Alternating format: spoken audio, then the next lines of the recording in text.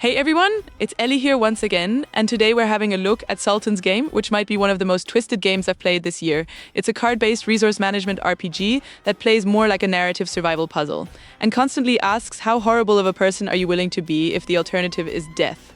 The obvious comparison is Cultist Simulator. It has that same drag cards around, uncover a story, and try not to die DNA, but even that doesn't fully explain what Sultan's game is doing. The story is relatively simple, and it's inspired by the 1001 Nights. There's a sultan who's done everything and seen everything, and he's bored. A magician shows up and gives him a game, which is quite simple. Draw a card, do the horrible thing it asks you to do, feel alive again. He plays the game once and loves it, and he wants to play it again. But then a noble from his court speaks up against the brutal game, and that noble is you. So instead of killing you on the spot, the sultan makes you the one who has to play. He also decrees that every sin you commit while playing the game is forgiven.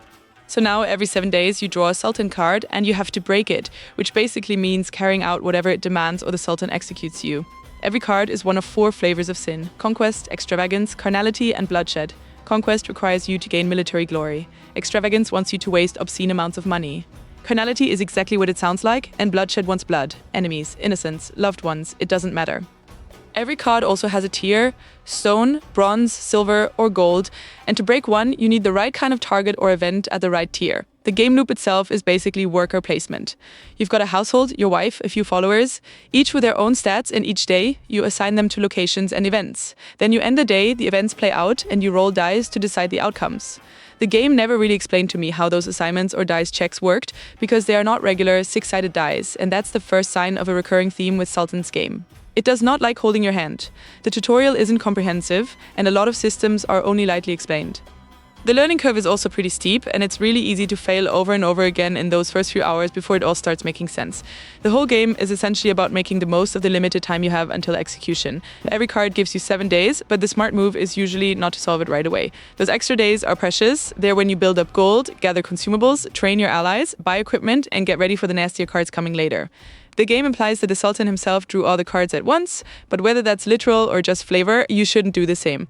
Delay, prepare, then break the card when you're stronger. Time is a resource too, and you have to use it. A good run comes down to a few routine tasks, and then whatever special events the game throws at you. Managing the estate keeps money flowing, and regularly sending someone to the grand game keeps you on top of court politics, so slander doesn't stack up against you. Those 2 assignments feel close to mandatory every single turn. You can skip them, but usually only if you literally don't have the allies to spare. From there, equipment and books are important, because your starting stats and your allies' starting stats are nowhere near enough to survive silver or gold cards. So you have to turn people into specialists, train them, keep them alive, and swap their gear around depending on the challenge in front of you. The dice roll system makes consumables and re-rolls feel essential too. Even when a card doesn't perfectly match a stat check for an activity, having a well-placed re-roll available can rescue your run. One of the interesting things I realized a few hours into the game is that when you get an easy way out of a situation, you should generally get a bit suspicious. In Sultan's game, easy answers tend to create worse problems further down the line. So the gameplay loop becomes this tense balancing act: delay just long enough to grow stronger, spend gold without wasting it, make friends, cut down your opposition, and always keep a few specialists and sacrificial lambs ready for whatever horrible thing the Sultan asks for next. It's a strategy game where surviving the current crisis matters just as much as being prepared for the next one. This game handles a few mature themes too: murder, sex, betrayal, but it rarely feels like it's being wretched just for the sake of shock. The horror isn't in the cutscenes, it's the calculated sacrifices you have to make. It's you sitting there doing the cold arithmetic of, this innocent person is the most convenient way to break this card. On the flip side, though, I also felt that the game rewards restraint and kindness. There's often a less monstrous route. It's just harder, slower, and you have to plan for it. Sometimes kind actions have immediate disadvantages, but can help you down the line. Some choices are unavoidable, and in the end, the game asks the question pretty clearly: how far will you actually go to save your own skin? Moving on to the visual presentation, I think is a real strength of the game. The graphics are pretty basic in terms of animation, but the art style is beautiful. That 1001 Nights opulence, gilded cards, mosaic patterns, and the moody deep red board you play the game on, it all ties together with the theme of the game really well. The music and sound design are also a standout. The little tabletop clinks, voice fragments, and effects bring the whole story to life. My one real gripe is that sound is overall a bit sparse. I would have loved a few more music tracks and more varied sound effects, because in longer sessions, you do start to hear the same cues over and over again. In terms of replayability, there is real longevity with Sultan's game.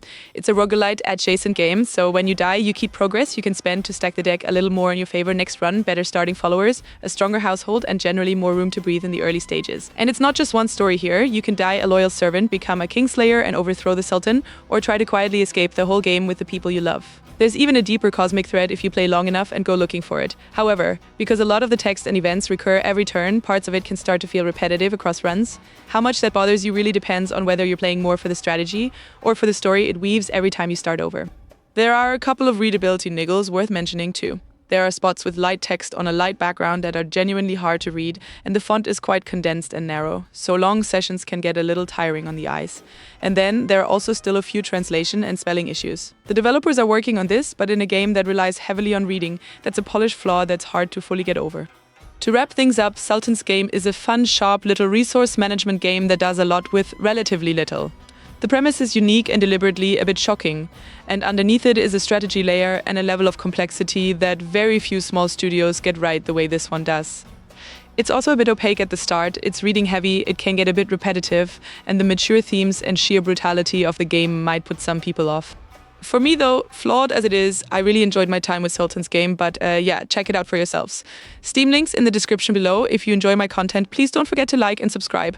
Otherwise, thanks for watching and I'll see you next time.